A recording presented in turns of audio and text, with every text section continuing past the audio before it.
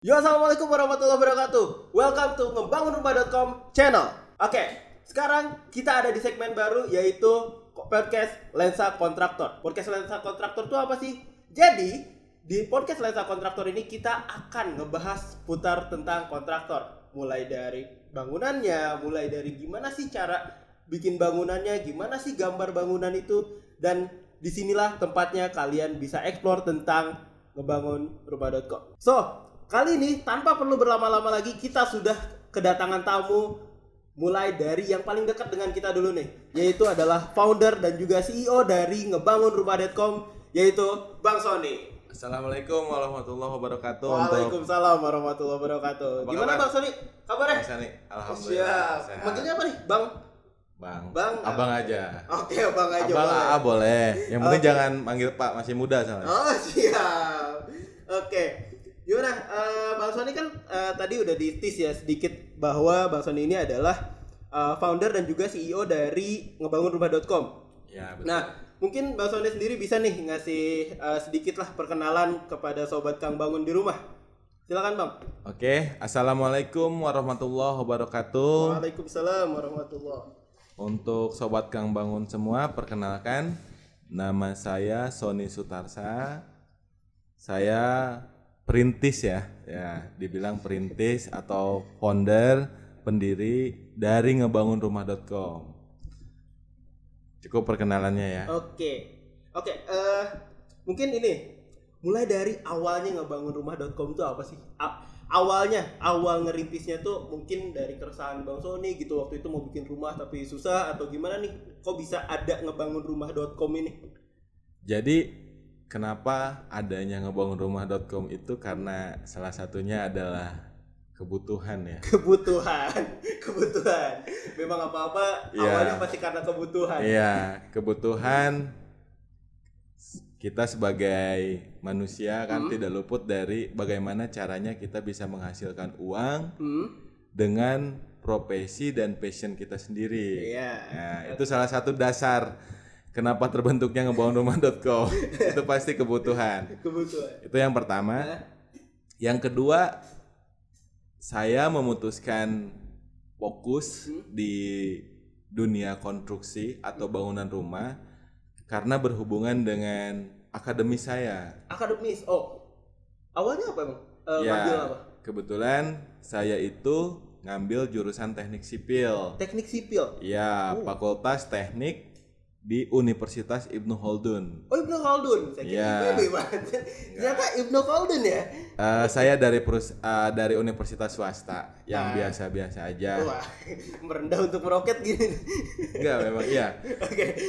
Dan itu yang melandasi kedua, kenapa saya terfokus membangun ngebangunrumah.com. Karena yang kedua tadi alasannya itu karena satu jurusan saya, akademis saya itu di teknik sipil. Di teknik sipil. Iya, secara tidak langsung basic dasar teorinya sudah ada.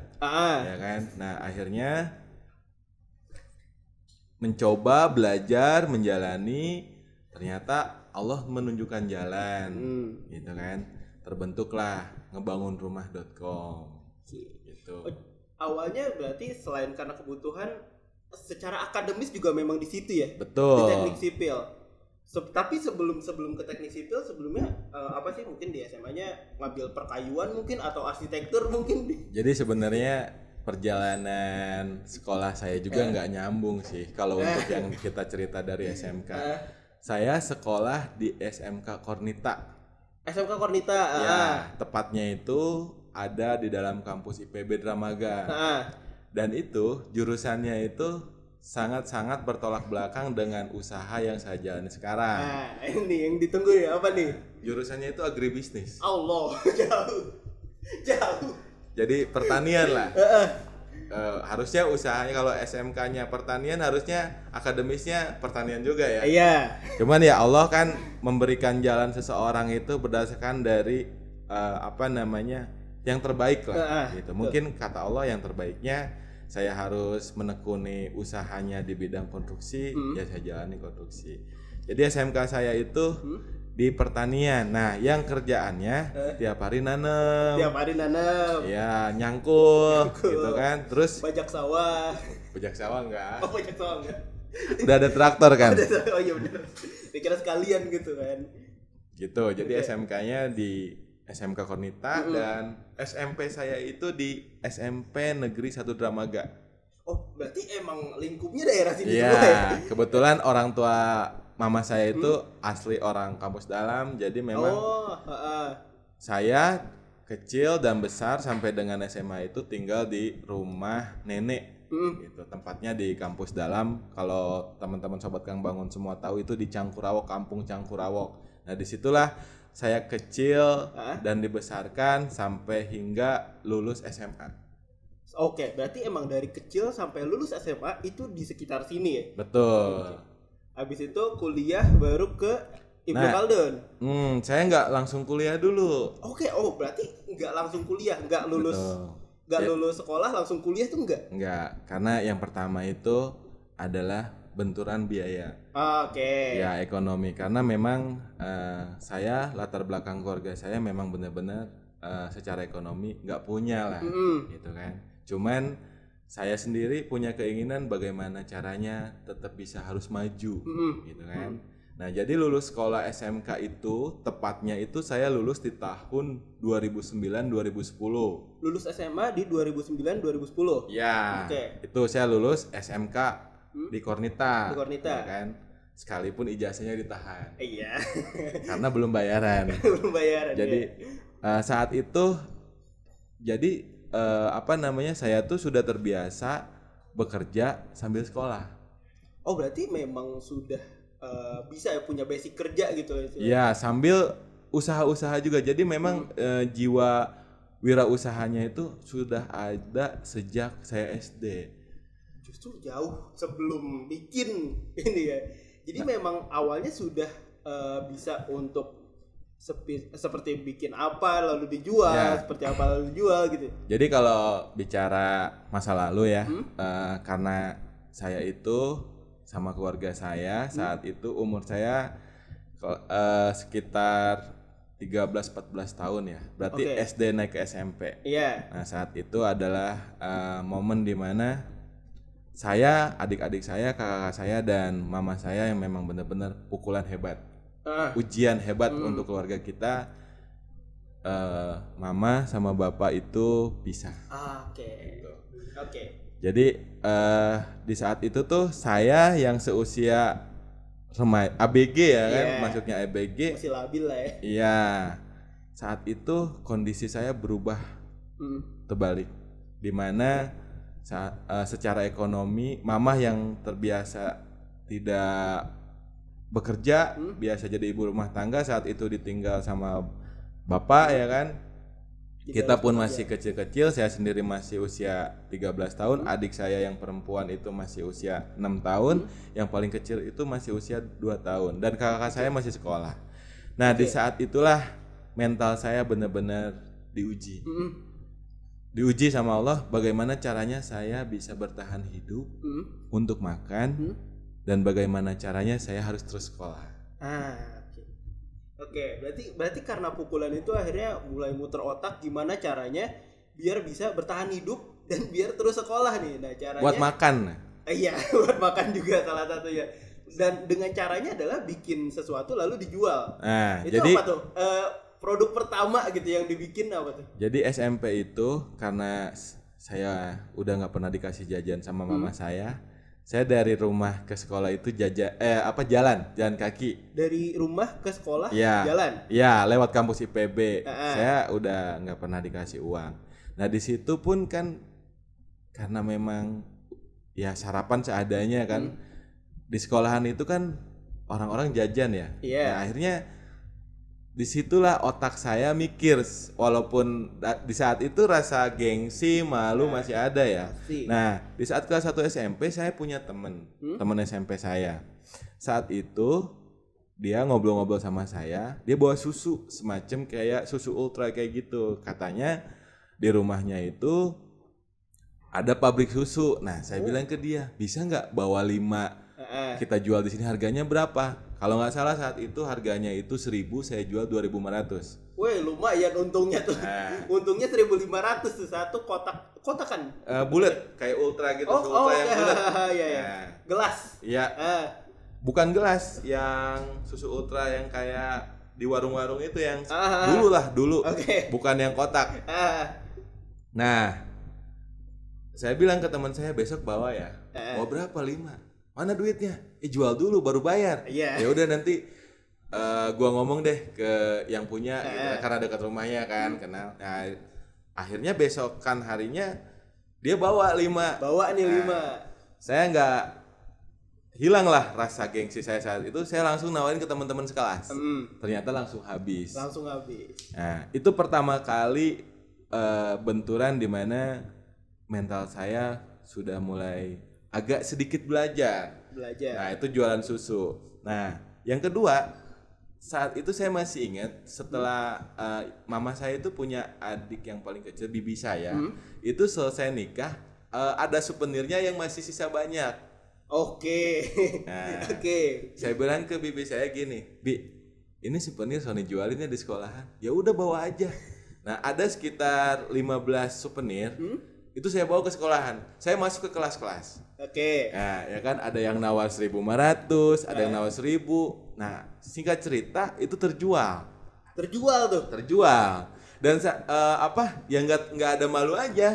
Karena kan ya kita bicara seumuran SMP, pasti rasa malunya tinggi kan? Iya banget. Ya, apalagi ya SMP masa remaja ya kan. Tapi saat itu karena memang saya terbentur dengan ekonomi, saya harus bertahan buat makan saya dan mungkin orang di rumah, akhirnya memaksakan saya untuk belajar. Kalau bahasa Sunda bilang merih ya. Merih bari perih gitu kan. Tapi perih bisa jadi perah. Gitu kan. Benar. Nah, ternyata asik. Maksudnya asik tuh di sisi lain saya dapat uang.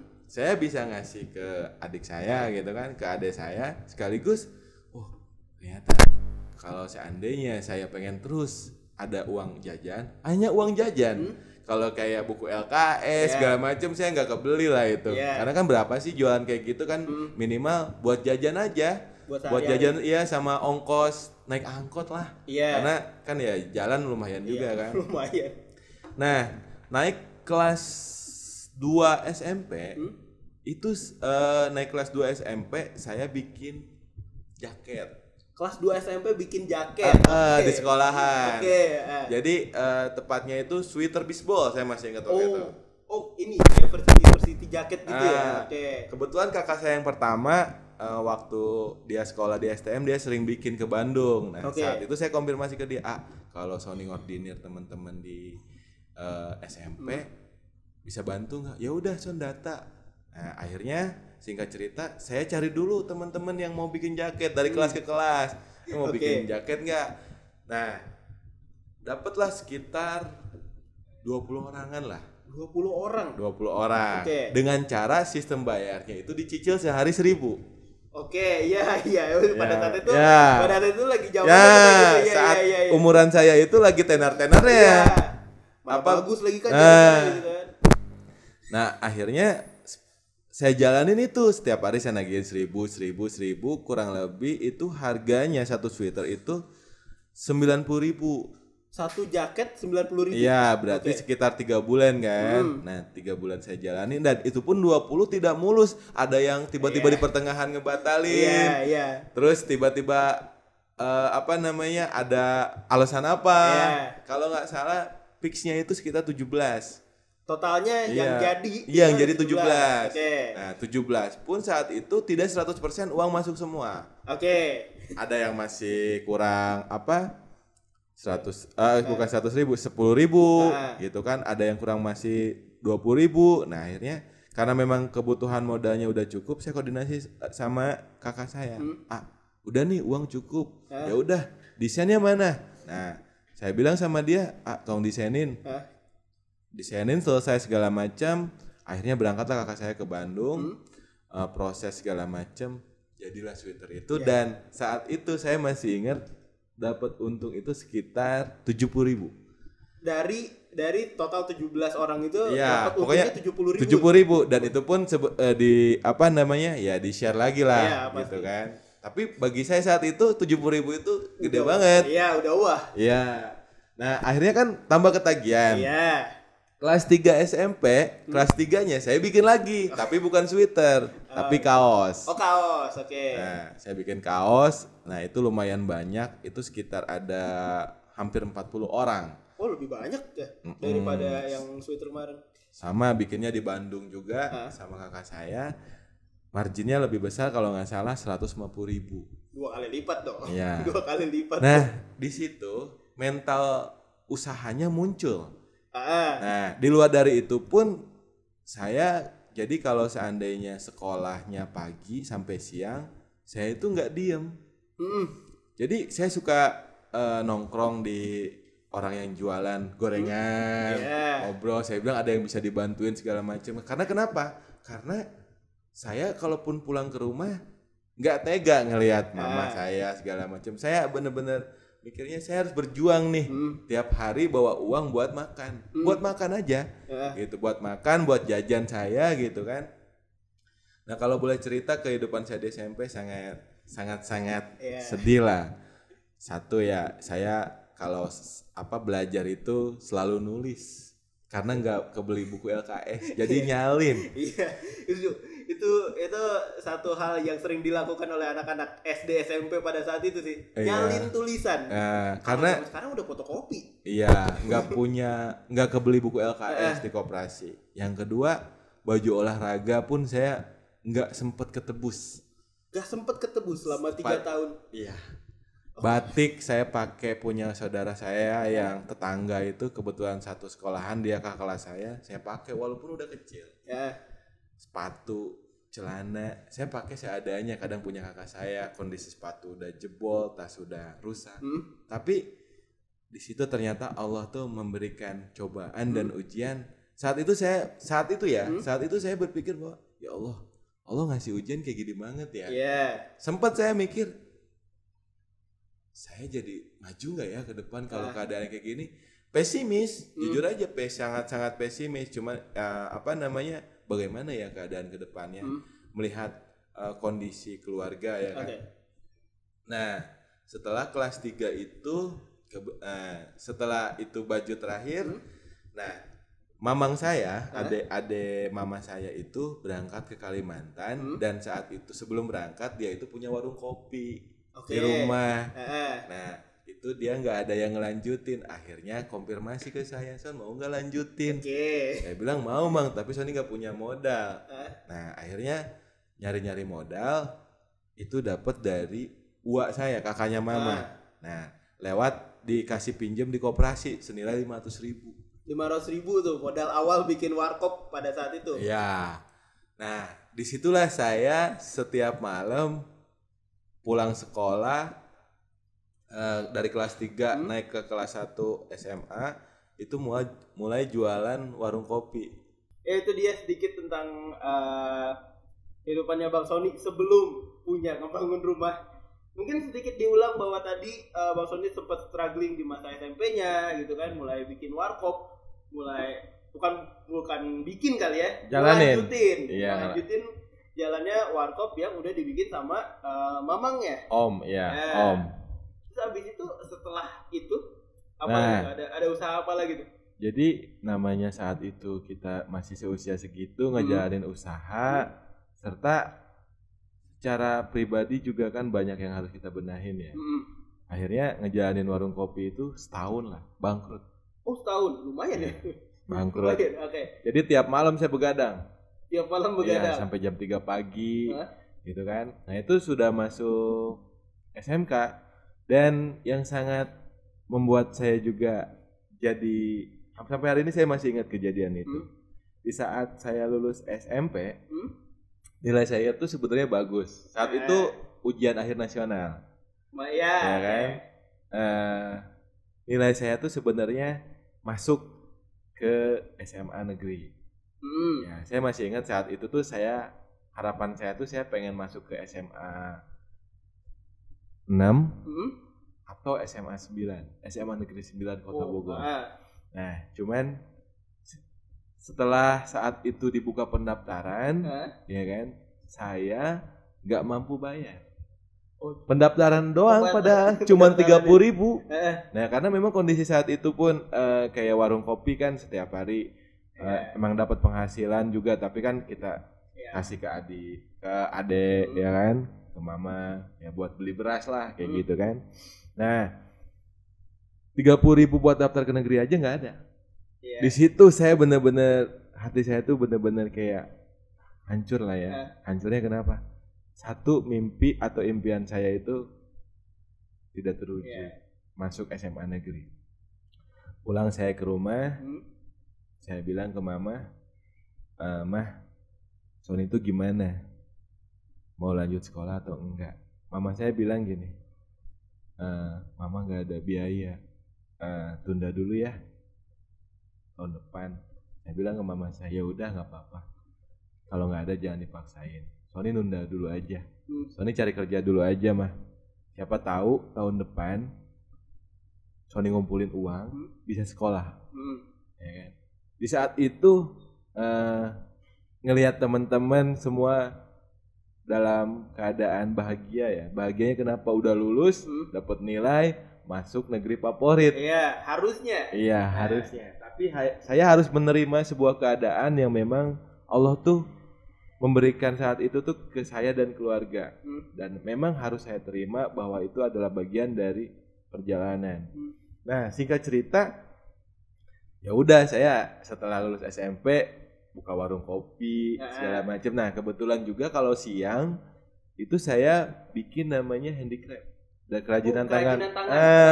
Gantungan-gantungan. Karena sebenarnya secara passion saya itu adanya di desain. Oke, berarti secara passion itu ada di desain. Desain, multimedia segala macam. Saya senangnya di situ sebenarnya. Nah, saat itu kalau pagi sampai siang, jadi saya tuh beli bahan planel namanya, kayak bahan boneka gitu. Saya bikin nama-nama orang. Oke. Kayak Sani gitu kan, SANIE gitu. Saya bikin, saya jual 3.000. Jadi kalau siang itu mengisi kekosongan, saya buatin handicraft dan pesanan itu langsung saya anterin ke teman-teman saya gitu. Rata-rata itu teman-teman sekolah juga kan. Nah, saat itu tuh saya masih ingat saya belajarnya saya lagi jalan nih, habis belanja warung kopi ya kan, Indomie, gula gitu kan. Saya lihat di pinggir di trotoar itu ada yang jualan gantungan nama-nama kayak gitu. Saya tanya, saya mau belajar dong bikin kayak gini. Gak usah, katanya, profesi kayak gini mah penghasilannya kecil, nggak apa-apa, saya mau belajar aja, siapa tahu saya bisa. Nah, akhirnya saya diajarin tuh cara ngegunting segala macam. Kebetulan saya juga memang senangnya gambar, ada sedikit basic. Akhirnya belinya di mana bahan planelnya? Di pasar Anyar. Cari aja di toko konveksi pasti ada. Langsung saya praktekin, jalan. Jadi malam saya dagang warung kopi, paginya saya bikin gantungan-gantungan handicraft gitu. Nah, selang sekitar 1-2 bulan lah, uak saya tuh konfirmasi ke mama saya, kakaknya mama, Sony mau nggak sekolah di atas katanya. Sekolahan yang memang sebenarnya jurusannya sendiri saya nggak tahu, nggak ada minat saya ke sana. Cuman saat itu pas uak nawarin, mama panggil saya sambil meluk saya, bilang gini, Son, sekolah mah di mana aja, sambil nangis mama saya. Yang penting Sony lulus dulu SMK. Kalau udah lulus SMK mah Sony mau kemana juga nggak masalah, terserah. Mumpung ada kesempatan, Uwa mau bantu buat masuk. Itu formulir pendaftarannya saya taruh di lemari lah, nggak saya lihat-lihat. Cuma saya sambil merenung ya kan tiap malam. Oh iya, kalau saya nggak sampai SMA, lulus SMP doang, dan tahun depan saya sekolah, saya ketinggalan gitu kan. Terus kedepannya kayak gimana, kayak gitu pikir bolak-balik. Akhirnya saya ngomong ke mama saya lagi, ya udah mah nggak apa-apa, yang penting sekolah. Nah, akhirnya kata mama saya, ya udah nanti mama bilang lagi ke Uwa. Akhirnya dikonfirmasi ke Uwa saya, dipanggillah saya ke sekolahan untuk daftar dan lain-lain. Masuklah saya di SMK Kornita itu, dan masuk dengan seadanya. Seragam itu saya nggak punya. Saya seragam itu pakai seragam kakak saya nomor 2. Oke, berarti yang udah lama. Bukan udah lama, kakak saya sekolah pagi sampai siang. Hah? Saya sekolahnya siang sampai sore. Seragam dia yang saya pakai. Jadi tukeran. Ya, gantian. Sampai sepatu tas juga pakai punya kakak saya. Ya gimana ya, yang waktu SMP udah pada rusak, ya kan? Ya akhirnya pakai seadanya, ya udah masuklah saya. Dan itu pun saya sambil ngejalanin itu tadi, handicraft, warung kopi itu bangkrut di saat saya mau injek ke kelas 2 SMA. Oke. Nah, tapi handicraft terus saya jalanin, bikin gelang segala macam saya jalanin itu sampai kelas 3.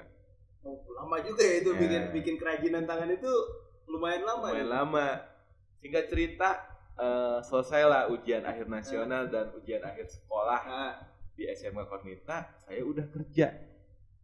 Oh, sebelum lulus udah kerja. Jadi pas warung kopi bangkrut, saya ngajarin handicraft, jalan terus. Nah, ada teman saya, teman SMA saya itu saat itu posisinya itu saya sering main ke rumahnya. Kebetulan kakaknya itu buka isi ulang. Galon. Oh, oke. Saya bantu-bantu awalnya, pas libur sekolah kebetulan 2 minggu itu saya bantu. Nah, ternyata setelah selesai liburan saya dipanggil, mau nggak bantuin sini? Saya bilang saya sekolah, nggak apa-apa, pagi sampai siang bantuin nganterin galon di sini. Saya kan dari dulu prinsipnya saya nggak pernah nolak apapun. Ketika memang saya tahu dasar kerjanya itu benar, ya udah saya jalani. Dan saya bukan tipikal orang yang selalu mencari alasan. Jadi saya bilang siap, besok saya mulai kerja. Nah akhirnya saya mulai kerja di isi ulang dengan nominal saya dikasih sehari 10.000. Sehari 10.000. Nah dari pagi sampai siang, pulang sekolah saya lanjut lagi sampai jam 10 malam. Oh berarti lumayan juga ya.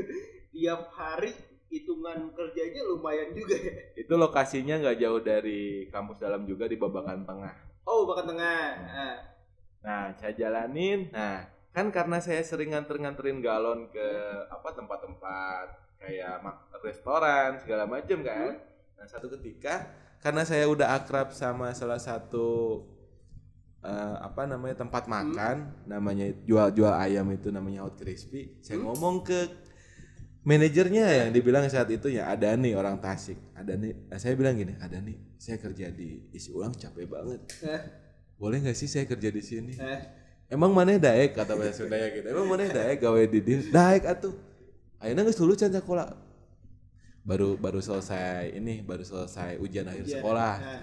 Cuman posisinya itu udah nggak aktif ke sekolahan juga segala macam. Ya udah, bikin aja lamaran ijazahnya SMP nggak apa-apa. Besoknya saya langsung bikin lamaran ijazah SMP. 2 hari saya langsung dipanggil sama yang punya bosnya itu ke rumahnya interview. Ternyata saya diterima. Dengan gaji saat itu dari jam 5:30 saya kerja sampai jam 9 malam 400.000. Kan lebih lumayan lah. Ya ningkat dikit lah. Karena diisi ulang tuh capek kan. Iya. Ya kan gitu. Nah, sama uang makannya 8.000 sehari. Saya jalanin itu sekitar 2 bulan. 2 bulan. Nah, karena saya orangnya tuh suka ngobrol sama orang yang belum kenal segala macam. Yang tadi cerita juga dari isi ulang karena kenalan ya kan. Nah, di saat namanya kita ngelayanin terus pelanggan kan.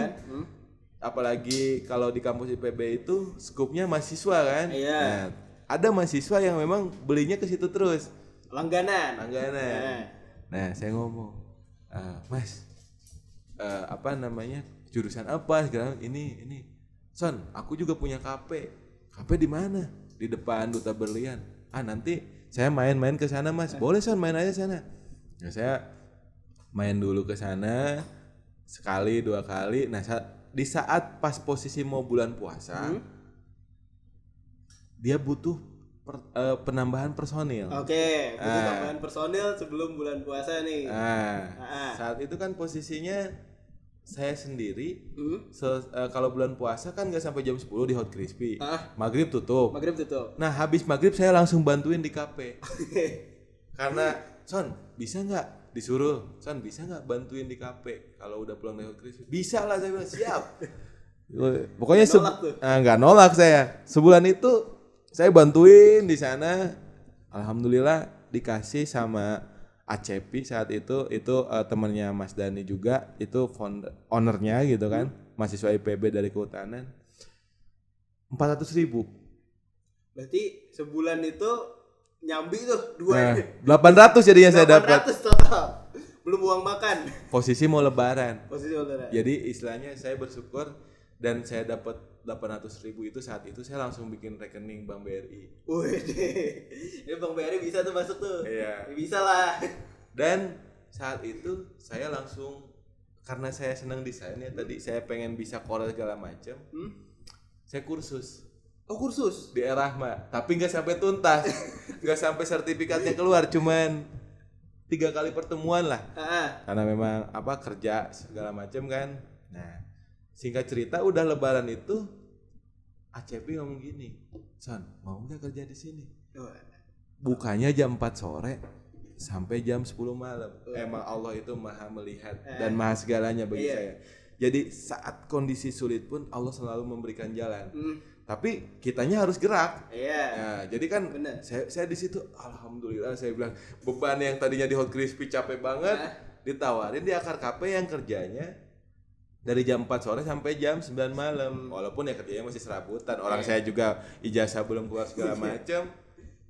Nggak bisa ditebus juga, nggak punya uang. Akhirnya saya jalani apa adanya dan saya tidak pernah berpikir bahwa pekerjaan itu gengsi, nggak pernah saya dulu. Itu satu hal yang nggak boleh sih sebenarnya. Apapun saya kerjain. Ya kayak Hot Crispy kan nyuci piring segala macam saya kerjain. Saya nggak pernah pandang Akar Cafe saya jadi waiter juga, apapun yang saya kerjain yang sesuai job desk-nya kan. Akhirnya masuk ke Akar Cafe. Disitulah jiwa entrepreneurship saya secara fundamentalnya terbentuk karena di situ lingkungannya itu satu mahasiswa yang memang masih muda, punya pemikiran ingin membangun perusahaan. Saat itu lagi booming-boomingnya itu wirausaha mandiri di PB. Nah, di saat seminggu sekali itu pertemuan wirausaha muda di situ. Nah disitulah doktrin yang kuat. Ini nih. Yang ngebentuk Sony sekarang.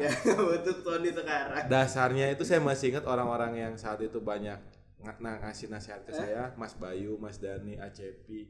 Semua saya bilang sarannya sampai dengan hari ini saya gunakan dan mereka lah yang membantu saya sampai Son jualan pulsa nih modalnya dari gua.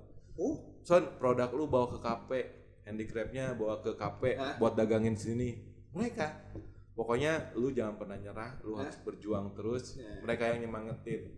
Nah singkat cerita saya pulang kerja di pas Akar Cafe. Saya ketemu sama penjaga sekolah almarhum, sekarang udah almarhum. Itu Mang Sapri negon, Mang kemana? Saya juga negon, mau ke depan. Kenapa nggak pernah ke sekolahan? Itu lagi ada lowongan kemana Mang? Ke Kalimantan. Serius? Iya, lagi butuh banyak. Nah akhirnya saya pulang ke rumah, besoknya saya coba komunikasi dengan pihak sekolah. Benar, ada lowongan di perkebunan sawit di Kalimantan Tengah butuh mandor sebanyak 10 orang. Nah saya bilang saya ke sekolahan. Akhirnya saya main ke sekolahan, ketemu TU segala macam kan. Ijazah saya masih ditahan. Nah saya coba komunikasi dengan pihak kepala sekolah sama mama saya tuh saya bareng. Bisa nggak fotokopi ijazah buat ngelamar doang? Kalau seandainya udah diterima nanti prioritas itu buat ngelunasin semua tunggakan. Akhirnya si kepala sekolah menyetujui bikin surat perjanjian. Nah bisalah saya ngelamar kan. Saya ngelamar kerja. Saat itu pun sedih sih saya ngelamar itu. Sedihnya itu saya sampai jual, saya waktu itu punya handphone 2300 Nokia. Itu sampai saya jual buat modal ngelamar. Gitu. Buat modal ngelamar. Saat pertama saya gade ke teman saya yang jaga rental di PB 50.000. Kurang. Akhirnya saya bilang ya udah lah tambahin lagi 150.000. Saya dijual sama dia saat itu, posisi ngelamar. 2 minggu kemudian ada interview, tes segala macam, ya kan? Saat itu saya berangkat ke Kalimantan dengan modal nekat. Modal nekat. Pokoknya mas saya mau merubah nasib. Saya pulang dari Kalimantan, saya harus minimal keadaan keluarga saya itu tidak seperti saat itu. Misalnya ngalamin banget kelaparan segala macam kan. Sampai saat waktu itu tuh beda-beda lulusan ya kan, yang keterima, yang lain mah punya bekal segala macam. Saya itu saat itu, mamah pun saat itu kerja jadi ibu rumah tangga, ya kan, jadi seminggu sekali pulang ke rumah. Saya cuma bilang ke kakak saya, doain aja. Saya cuma punya bekal 50.000 pinjem dari saudaranya mama juga. Kalau saya bilang tuh udah kayak kakek sendiri lah, gitu kan. Jadi cuma pegang 50.000 Kalimantan. Walaupun tiket segala macam diongkosin, tapi kan kita tetap aja ngerokok segala macam, bekalnya di mana kan. Cuma karena memang udah nekat, ya udah bismillah. Bulat saya berangkat Kalimantan. Singkat cerita, Kalimantan itu ngebentuk leadership saya. Karakter saya selama 4 tahun. Pulanglah saya 2013. Lumayan lama ya di Kalimantan tuh. 4 tahun. 4 tahun dari 2009 2010 sampai ke 2013 lumayan ya, lama ya. Dan itu saya cuma pulang sekali. Setelah 4 tahun itu. Iya, dan itu pun bukan lebaran. Lebaran saya nggak pernah pulang di sana terus. Karena saat itu saya punya prinsip, saya punya komitmen, pokoknya saya pulang harus bisa kuliah dan saya harus bisa buat usaha lagi. Jadi mimpi saya yang tertunda kan. Iya benar. Ya udah, akhirnya saya saat itu 2013 saya pulang, sempet saya ke Bandung dulu selama 2 bulan. Join sama teman awalnya, sempat mau kuliah di Bandung cuman gagal lah. Pulang saya ke Bogor, saya saat itu buka es buah dulu, sop buah. Ya, ternyata bangkrut juga. Itu semester 2 bangkrut, tabungan saya juga udah habis, tapi saya udah masuk Wika. Kenapa saya milih teknik sipil? Ya karena memang saat itu saya mikirnya ya yang deket sama gambar apa, ya udah masuk situ. Ya singkat ceritanya itulah, baru semester 3 saya belajar di bangunan sampai hari ini. Sampai sekarang. Nah berarti ngebangun rumah ini, nyambungnya tadi, ngebangun rumah ini awal terbentuknya justru di tahun 2013 ya? Bukan, semester 3 2014 2015. Setelah saya bangkrut di S buah selama setahun, semester 1 sampai semester 2 saya merenung, ya kan, hasil renungan saya itu, saya harus belajar apa yang saya mau ambil sekarang secara keilmuan. Jadi 2014 2015 sebelum namanya ngebangun rumah. Jadi awalnya namanya bukan ngebangun rumah. Awalnya bukan. Jadi udah beberapa kali ganti. Saat perseorangan dulu namanya Mitra Konstruksi. Mitra Konstruksi. Awalnya. Ya, itu saya join sama senior saya di kerjaan. Saat itu namanya Septian Rijaldi dia alumni dari Politeknik Negeri Jakarta. Beliau lah yang memberikan ilmu kepada saya, dasar-dasar perhitungan RAB, gambar segala macam. Beliau itu berjasa dalam perjalanan ngebangun rumah.com. Jadi guru pertama saya saat itu. Guru dari ngebangun rumah.com awalnya Septian Rijaldi. Itu saya masih ingat, diajarin segala macam, sempet dapat satu project bareng sama dia. Nah saat itu juga setelah selesai project itu kita memutuskan untuk bisa solo karir, memutuskan untuk berjalan masing-masing dan tapi tujuan yang sama. Itu silaturahim segala macam nggak dirubah.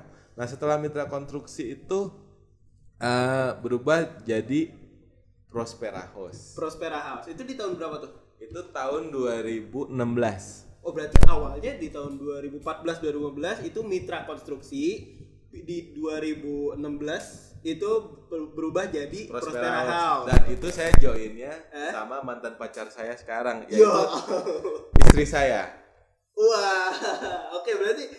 Berarti bisa ketemu jodoh juga di sini ya? Ya karena kebetulan waktu itu istri saya itu teman SMP saya, kebetulan jurusannya itu juga teknik sipil. Akhirnya saat itu saya bilang ya udah yuk kita jalan bareng, gitu kan. sama-sama belajar bareng. Ya, akhirnya itu muncul nama Prospera House. Dan waktu itu pun ya gimana ya, namanya usaha perseorangan dan modal nekat. Modal nekat kan, modal punya nekat modal banget. Saya cuma modal brosur sama kartu nama dari zaman mitra konstruksi. So, saya sebarin dari perumahan ke perumahan, dan saat itu pun saya sambil freelance kerja di orang. Oh, berarti nyambi juga. Nyambi juga di perumahan saya sebagai pengawas. Pengawas bangunan. Pengawas bangunan. Nah, disitulah saya belajar sama Om Yandi saat itu juga lumayan berjasa dalam perjalanan saya. Karena saat itu 2014-15 saya memutuskan untuk ke bangunan, saya benar-benar belajar dari nol. Kebayang nggak? Sekarang kita punya pengalaman di perkebunan, masuk ke bidang yang berbeda, otomatis harus belajar dari nol lagi kan. Nah, salah satunya Septian Rijaldi, Om Yandi, waktu itu ada teman bapak saya yang memang saat almarhum bapak itu masih ada. Saya bilang ke bapak, Pak, coba kasih Sony kerjaan dong yang bisa fleksibel dan bisa bantu-bantu, tapi yang bidangnya memang di konstruksi. Nah, akhirnya diarahkanlah ke Om Yandi itu. Di sanalah saya belajar dari nol. Dari saya nggak tahu pondasi, dari saya nggak tahu namanya bata ringan kayak gimana. Tapi karena dari dulu prinsip saya itu kalau belajar itu ketika saya dikasih tahu saya selalu nulis. Jadi kemana-mana saya selalu bawa buku kecil, agenda namanya. Ya itu saya. Jadi ketika pun saya lagi di lapangan nanya tukang ini apa, saya tulis. Dan saya malam tuh saya praktekin, saya analisa lagi, gambar segala macam, itu semua otodidak. Dan semua saya ngerjain ya, karena tim dari mana? Orang sendiri doang. Iya. Dan saat itu pun penolakan demi penolakan. Oke, cepet ada penolakan dari konsumen. Jadi kita udah bikin gambar RAB, tiba-tiba karena memang kita belum pengalaman juga, dianggapnya masih amatir. Sering saya udah bikin gambar RAB, tiba-tiba nggak jadi, batal. Penolakan demi penolakan. Kalau saya hitung setahun itu paling ada proyek tuh 2-3, dan itu pun nilainya sangat kecil. Kerjaan kanopi 5 juta, kerjaan aluminium jendela 2 juta, tapi saya jalanin terus. Saat itu karena memang saya sudah berprinsip ke diri saya tidak akan pernah merubah profesi saya lagi. Saya harus tekun apapun yang terjadi di sini. Itu. Tadi banyak penolakan segala macam. Nah, untuk pertama sendiri nih, dapat proyek pertama yang benar-benar gede lah, rumah gitu, itu apa tuh? Nah, jadi ini nih, jadi keinget saya nih. Sampai sekarang saya taruh itu di portofolio ngebangunrumah.com. Foto itu. Fotonya? Iya, foto rumah itu, dan saya juga masih pakai alma mater. Pasti pakai alma mater? Selesai UTS, saya langsung ke lokasi, serah terima. Waktu itu saya masih ingat itu semester 5, semester 6 lah. Oh, berarti masih masa kuliah dong? Masih kuliah. Oke. Tapi itu saya udah bareng sama istri saya, masih udah pacaran lah. Udah kerja bareng lah. Iya, jadi gini ceritanya. Itu pertama kali saya itu ngebangun rumah dari nol. Oke, bukan kayak sebelumnya cuma renovasi aluminium, jendela gitu kan. Cuma dapur gitu. Nah, kalau itu sangat berkesannya karena pertama kali nilai kontrak terbesar, dan pertama kali pun saya punya pengalaman ngebangun rumah dari nol. Iya. Jadi ceritanya gini. Mama saya punya temen SMP, namanya itu Tante Sri, rumahnya itu di Ciherang. Di Ciherang? Ya, beliau itu selesai ngejual rumah, mau bangun rumah lagi. Oke. Nah, Tante Sri itu konfirmasi ke mama saya, saya mau bangun rumah, punya uang 120 juta. Itu kira-kira Sony bukan suka ngebangun rumah, bisa bantu nggak ya? Nah, mama konfirmasi ke saya, Son, Tante Sri itu mau bangun rumah, coba temuin. Nah, akhirnya saya semangat tuh. Siap. Langsung saya datangin Tante Sri. Tante, sama istri saya, tapi belum nikah dulu, masih pacaran kan, berdua kita. Temuin, ngobrol sama Tante Sri, segala macam. Iya benar, Tante pengen bangun rumah, kamarnya 3, gini, tapi Tante punya uang 120 juta. Bisa nggak Sony buatin? Bisa Tante. Tanpa penolakan, tanpa mikir panjang langsung bisa. 1 minggu gambar sama RAB saya kerjain. 1 minggu. 1 minggu. Dan waktu itu saya belum bisa gambar 3 dimensi. Masih 2 dimensi. Ya, saya baru bisa gambar 2 dimensi. Jadi yang saya kasih itu gambar 2 dimensi. Tektokan, spesifikasi segala macam, deal lah. Akhirnya deal. Iya. Oke. Dan menggunakan SPK seadanya. Dan karena waktu itu saya belum punya pengalaman bikin SPK yang sesuai standarisasi hukum segala macam itu seperti apa. Saya nggak tahu. Ya saya bikin seadanya. Singkat cerita, tanda tangan segala macam dan uangnya langsung dipasrahin. Oh berarti langsung nih 120 juta nggak mau tahu apa yang terjadi, pokoknya harus jadi rumahnya gitu kan. Nah waktu itu saya dibantu sama istri saya, pengawasan, belanja segala macam, karena saya juga masih terikat freelance kerja di orang ya kan. Nah dan alhamdulillahnya saya nemu kepala tukang juga yang sampai dengan hari ini masih berhubungan baik dengan saya dan masih gabung sama kita. Itu orang kepala tukang yang ngajarin saya tentang ilmu bangunan, itu namanya Bang Oji. Saya panggilnya Bang Oji. Bang Oji. Iya, dia tuh orang Malang. Orang Malang. Sampai dengan hari ini tuh masih bekerja sama dengan ngebangunrumah.com. Mereka adalah pelaku sejarah. Wah, pelaku sejarah. Iya, karena mereka itu perintis. Yang memang dari zaman saya masih belajar segala macam, Bang Oji itu bantu saya ngebangunin rumah Tante Sri itu. Dan selesai dengan tepat waktu dan alhamdulillahnya kita dapat margin lumayan. Itu. Ya itu yang paling sangat-sangat berkesan lah. Karena itu benar-benar rumah dari nol. Dari nol. Satu lantai. Kamar 3. 120 juta. Iya. Sebenarnya kalau di masa sekarang bisa dibilang 120 juta dengan 3 kamar tuh lumayan. Nggak bisa malah. Agak sulit. Karena itu masih ya tahun 2016 lah ya. 2016 saya masuk ke semester 5 ke semester 6 gitu pertama kali. Terus kita jalan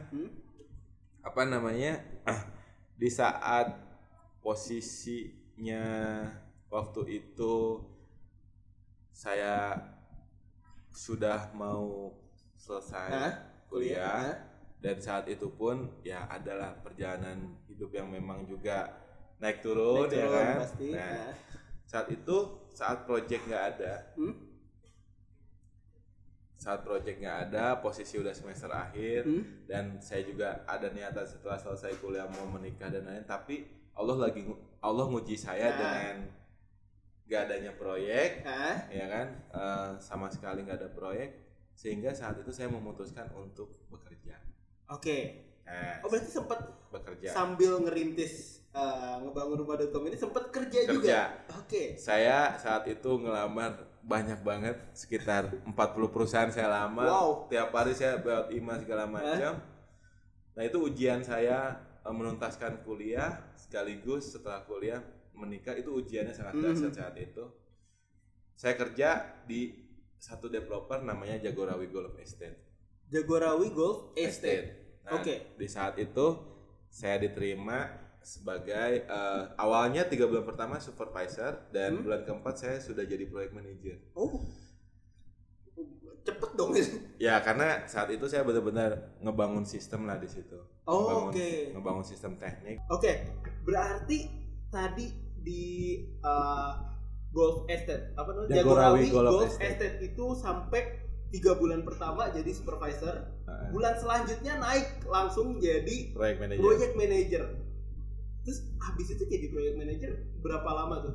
Kerja di situ itu Prospera House terus jalan ya.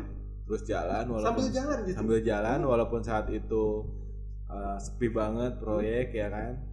Tapi kita terus jalan promosi segala macam walaupun seadanya, dan saat itu belum ada website lah. Jagorawi Golf Estate saya kurang lebih itu setahun lebih lah. Setahun lebih. Nah saat itu di pas pertengahan, karena lingkungan saya itu di perumahan baru, ternyata di situ saya dapat renovasi. Yang serah terima tuh renovasinya Prospera yang ngerjain. Gitu? Iya. Walaupun saat itu belum ada larangan dari perusahaan, saya jalanin.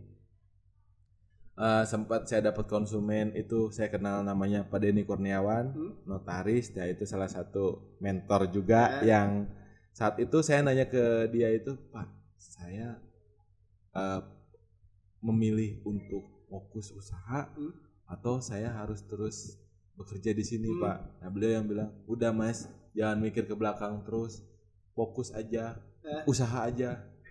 Di situ justru. Ya. Iya, jadi ininya kan. Jadi Pak, yang milih akhirnya lanjut aja di usaha gitu. Nah, Pak Denny Kurniawan itu dia saat itu ngebangun kantor notaris. Dan alhamdulillah beliau percaya sama saya buat ngebangun kantor itu, dan pertama kali juga ngebangun kantor. Dan nilainya lumayan di atas 200 juta. Nah, di saat-saat itu proyek Prospera mulai banyak. Kayak renovasi, bangun rumah di luar pun dari Jagorawi Golf Estate.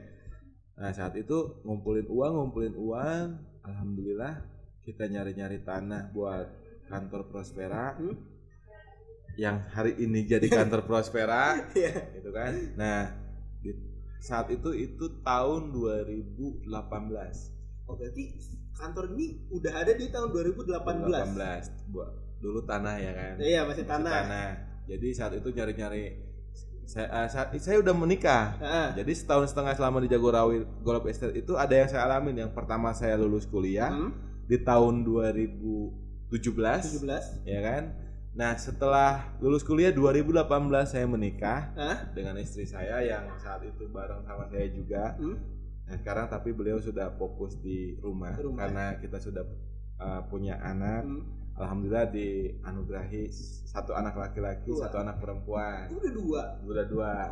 Yang satu usianya itu 4 tahun. Namanya tuh Ayas itu Atala. Yang kedua tuh perempuan umurnya 1 tahun lebih. Sayris Aruna Nasima. Nah, jadi tahun 2018 itu setelah menikah, ternyata Allah ngasih di balik kesulitan saya sebelum menikah dan sebelum wisuda tuh, setelah menikah Allah ngasih jalan dan rezeki yang lumayan banyak. Bukan lumayan kayaknya. Ya, banyak. Bukan lumayan. Sehingga kita bisa ngumpulin buat beli tanah, DP tanah, bikin perusahaan, berbadan usaha, itu di Pak Denny. Di Pak Denny. Karena beliau itu notaris. Nah, awalnya kan Pak Denny nanya ke saya saat saya sama istri saya dan adik perempuan saya yang gabung sama saya sekarang saat itu masih semester 5 kalau nggak salah. Udah saya ajak gabung di badan usaha. Pak Denny nanya, Mas namanya mau apa? Kan saat itu sudah ada Prospera House. Nah dia bilang kalau 3 suku kata itu, kalau PT itu harus 3 suku kata. Harus 3 suku kata. Nah, saya bilang akhirnya Pak saya besok deh saya jawabin, saya diskusi dulu sama istri sama adik. Nah akhirnya terbentuklah nama Prospera Tritama Karya. Prospera Tritama Karya yang jadi nama legal dari ngebangunrumah.com. Betul. Tritama itu saya kan anak ketiga, ya kan. Pertamanya itu anak istri saya anak pertama. Oh jadi gabungan tuh? Iya. Gabungan, oke. Prospera itu dari bahasa Latin, namanya itu keberuntungan. Keberuntungan. Dari Yunani. Bahasa Yunani dari keberuntungan. Jadi biar beruntung terus. Terutama karya ya sebisa mungkin kita akan terus berkarya. Nah, jadi singkat cerita terbentuklah badan usaha, kita beli tanah dan kebangun kantor seadanya. Nah, saat itu pun saya belum resign. Nah, karena perusahaan melihat aktivitas saya ini sudah 50-50, banyak keluar segala macam, akhirnya saya ditegur sama pihak direksi, saya dikasih pilihan. Kamu mau keluar dari sini atau kamu milih bertahan di sini? Saya bilang sama direksi besok saya putusin, Pak. Malamnya saya ngobrol sama istri, saya diskusi sama mama via telepon. Mama saya dukung, istri saya bilang saat itu lagi hamil anak saya pertama, udah bismillah aja. Aku yakin, aku percaya sama kamu. Aku nggak akan dibawa susah sama kamu. Nah akhirnya saya lebih mantep lagi, udah bismillah aja. Kita usaha pahit-pahitan bareng. Bener nih, aku bilang karena kita tanpa penghasilan kalau aku nggak kerja. Udah Bismillah, Allah maha melihat. Iya. Dan dia tahu bahwa kita juga dikasih rezeki. Gak mungkin Allah nggak ngasih proyek ke kamu. Ya udah Bismillah. Besoknya saya ngadep bawa surat, Pak, fix saya resign bulan depan. Sebulan ini saya beresin semua bisnis saya segala macam. Dan disitulah saya mulai fokus. Dan nggak lama dari situ terbentuklah website ngebangunrumah.com karena saya fokus. Nah, karena fokus setelah resign sebulan kemudian ada website namanya ngebangunrumah.com yang jadi produk dari PT Prospera Tritama Karya sekarang. Betul, sampai sekarang.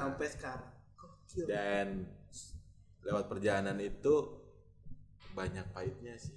Dan senangnya juga ada dan bahagianya juga ada. Jadi ya itulah dibilang semuanya nggak akan pernah berjalan mulus. Gitu. Keren sih. Perjalanan ternyata panjang ya untuk jadi ngebangunrumah.com tuh panjang banget ternyata. Liku-likunya panjang. Panjang. Nggak seperti yang dibayangin. ngebangunrumah.com. Ya nggak semudah itu gitu. Jadi nama ngebangunrumah.com itu sudah menjadi ruh. Jadi apa ruh yang memang saya bentuk berdasarkan dari perjalanan hidup saya. Jadinya ngebangunrumah.com gitu kan. Iya, dia punya jiwa sendiri gitu. Karena kan saya membangun visi misinya ngebangunrumah.com dari banyak perjalanan saya tidak semudah yang dibayangkan. Otomatis si perusahaan itu sendiri dari logo segala macam memiliki jiwa. Nah, itu yang disebut dengan apa namanya? Ada ruhnya lah. Ada ruhnya, ya betul. Bukan berarti ada ruhnya dia bisa hidup gitu, bukan, cuman lebih menjiwai lah, karena dibesarkan lewat perjalanan dan proses gitu. Tapi sekarang nih total dari ngebangunrumah.com dari tahun 2014 yang tadinya namanya Mitra Konstruksi sampai sekarang yang jadi ngebangunrumah.com itu udah berapa sih proyeknya? Kurang lebih ya, kasaran tuh ada sekitar 70 rumah dan yang udah kita renovasi sekitar segitu, dan hampir mendominasi itu bangunan rumah di luar dari kantor, furnitur segala macam. Oke, berarti untuk ini udah ada 60 sampai 70 rumah yang dibangun. Bangunan rumah mulai dari renov sampai ngebangun dari nol gitu kan.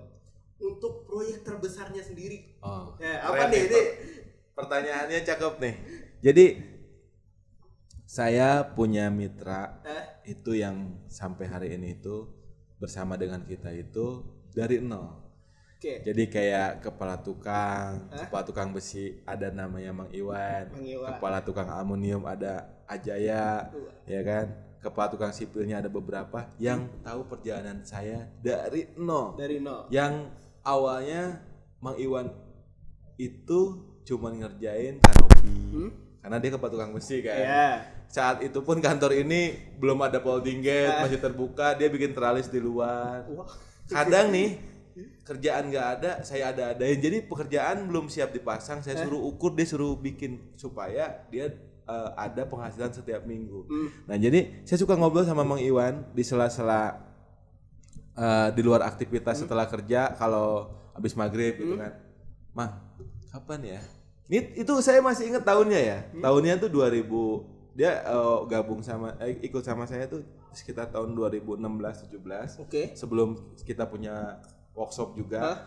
Dan nggak punya mesin las juga, pakai mesin las dia gitu kan. Nah, minjem tuh. Iya, saya sering ngobrol sama dia gini. Berdua sambil ngopi gitu kan. Mang, kapan ya kita punya proyek nilainya 200 juta? Dia selalu memotivasi saya gini, tenang bos, insya Allah tahun depan saya mah yakin proyeknya ada yang 200 juta. Nah tahun 2017 itu terjadi kan yang notaris itu kan. Nah saya diskusi lagi, suka ngobrol sama Iwan, Mang, kalau seandainya ngebangun rumah 1M kayaknya gede banget ya marginnya gitu kan. Saat itu masih di bawah nilai, masih di angka 200 kan, masih berhayal lah. Karena kita mengukur diri lah, kapasitas kita belum sampai situ. Ternyata Allah membuktikan itu nilai-nilai itu tuh dari 2018, 19 dari nilai 200 naik 300, naik 500, 2020 sampai sekarang. Kita yang kalau tadi ditanya berapa nilai tertinggi yang pernah dikerjakan gitu kan. Jadi saya punya proyek yang sampai hari ini berjalan di tepatnya di Hambaro. Itu kita dari mulai bangunan villa, jalannya, salurannya, kantinnya, pagernya, itu nilainya 3,6 M sampai hari ini. Udah setahun jalan. Udah tahu, berarti itu masih berjalan sampai berkelanjutan terus menerus. Gokil. Pemiliknya itu Bu Amelia Chandra, salah satu ex direksinya Daihatsu. Beliau adalah mentor saya juga yang banyak mengajarkan saya arti sebuah bisnis lah gitu. Bagaimana kita beradab dalam bisnis segala macam gitu. Itu paling tinggi. Itu proyek terbesar sampai saat ini. Amen. Kalau proyek pertama kan tadi udah di ini Tante Sri kan, Tante Sri sendiri gitu kan. Nah, kalau untuk dapat proyeknya sendiri itu biasanya dari mana aja sih? Kayak dari canvassing kah atau digital mungkin? Jadi canvassing kita masih jalan. Canvassing masih jalan. Konvensional masih jalan, cuman kurang efektif. Yang kedua itu karena dari dulu kita sudah membangun hubungan baik dengan klien, terkadang kita dapat konsumen dari klien lama melalui jaringan temennya, saudaranya segala macam. Yang ketiga itu kita dari digital marketing, terutama dari website. Dari website. Ya, banyak masuknya dari situ juga. Jadi ada 3 komposisi promosi kita. Itu yang pertama itu konvensional, yang kedua dari mulut ke mulut yang karena memang sudah banyak klien yang pernah kita kerjakan sehingga membantu kita untuk mempromosikan dari saudaranya atau temannya. Yang ketiga ya digital marketing. Tuh. Tapi kalau ininya terbesarnya gitu, yang pernah datang terbesar itu justru dari mulut ke mulut. Kebanyakan. Kebanyakan dari mulut ke mulut lumayan imbang lah. Imbang. 50-50. Oke. Berarti mulut ke mulut ngaruh banget ya. Ngaruh. Makanya saya bilang sama tim sebisa mungkin ya terutama kita tunjukin adalah konsistensi. Komitmen gitu. Jadi tanpa itu semua apalagi kita jual jasa tidak ada transparansi segala macam tidak akan pernah terbentuk itu namanya trust, kepercayaan itu. Seperti ya itu karena mulut ke mulut itu sebegitunya ngaruh, dibikinlah kayak satu aturan yang benar-benar baku adalah kita harus ya konsisten. Itu udah bagian dari SOP tuh. Ya standar ininya perusahaan gitu kan. Jadi kita tuh saya sendiri dari dulu, dari yang saya ceritakan dari awal tadi perjalanan saya, walaupun saat SMP, SMA saya terus membenahi dan evaluasi diri, yang sangat terpenting adalah komitmen, integritas, sama kepercayaan orang ya. Satu lagi, disiplin waktu. Disiplin waktu ya. Disiplin waktu itu salah satu hal yang saya tidak pernah menyia-nyiakan waktu. Saya sampai hari ini saya datang pagi jam 8. Saya pulang kalau bisa paling malam dari teman-teman semua. Kalau tidak ada keperluan. Itu yang sampai hari ini saya lakukan. Sebelum ada tim pun saya konsisten datang pagi. Pulang sore. Walaupun cuma ada saya sendiri saat itu. Tapi tetap seperti itu. Karena ya kalau seandainya modalnya bukan komitmen waktu, modalnya apa? Udah mas saya modal duit gak punya, saya sendiri mengingkari diri saya, gitu. Nah, ini tadi kan udah proyeknya segala macam. Nah, sekarang kalau workflow-nya sendiri di ngebangunrumah.com itu kayak gimana sih? Apakah mulai dari ada customer datang, bukan datang kali ya, mungkin nelpon atau nge-WhatsApp gitu kan? Habis itu ditangani kah sama customer service atau gimana? Oke, jadi kalau dari digital marketing tuh dari yang tadi konvensional, dari mulut ke mulut atau digital marketing, semuanya sistemnya sama. Jadi harus masuk ke satu admin. Ya, berkomunikasi dengan customer service atau admin, menjadwalkan survei, baru diinformasikan ke tim perencanaan survei. Setelah dilakukan survei itu dijadwalkan tahap perencanaan gambar, lalu diinformasikan ke klien untuk penjadwalan Google Meet by online itu dengan pihak perencanaan arsitek. Oke. Nah, setelah itu, setelah selesai gambar segala macam, dari pihak perencanaan departemen arsitek itu dilimpahkan selanjutnya ke tahap rencana anggaran biaya. Gitu. Jadi dibuatlah rencana anggaran biaya serta dijadwalkan pula penjadwalan Google Meet-nya untuk dipresentasikan. Nah, baru dari situ antara dealing atau tidak. Oke. Gitu. Kalau dealing, setelah proses itu kita SPK segala macam, kita buatin grup, kita limpahkan ke departemen pelaksanaan. Oke. Beliau tim departemen pelaksanaan lah yang mengolah dari mulai awal sampai dengan serah terima akhir. Gitu. Nah, oke, ini pertanyaan terakhir nih.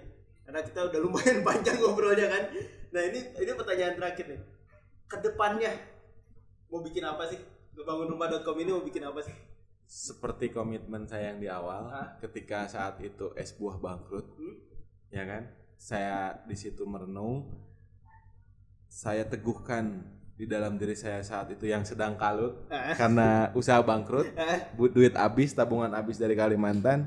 Saya bilang ke diri saya, pilihan saya terakhir adalah saya fokus di bidang ini dan saya tidak akan pernah keluar dari bidang ini dan saya akan terus fokus mengembangkan apapun yang terjadi. Allah menunjukkan seperti apapun, saya akan fokus.